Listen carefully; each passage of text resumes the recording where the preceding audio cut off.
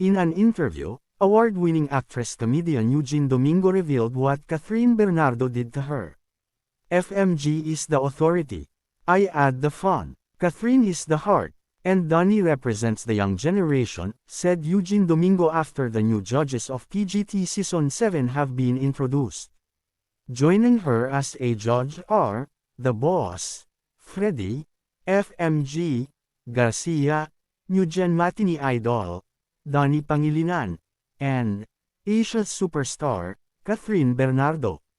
People are already loving their combination as they find new talents to offer to the world.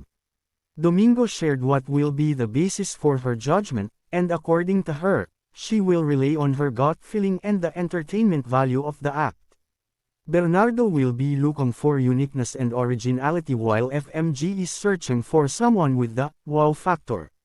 Recently, in an interview, Domingo shared that one of the reasons why she is one of the judges of the show is Bernardo.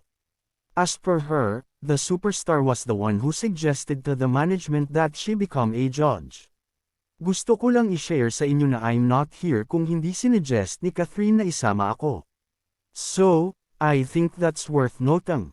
Please note that, Eugene revealed. She was looking for a show to join and when this opportunity was presented to her, she completely accepted it and grabbed it without any hesitation.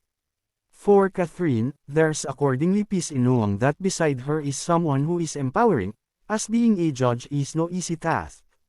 There's a certain energy that is being brought to her when she looks on her side and sees Domingo beside her. She is thankful for the guidance as well.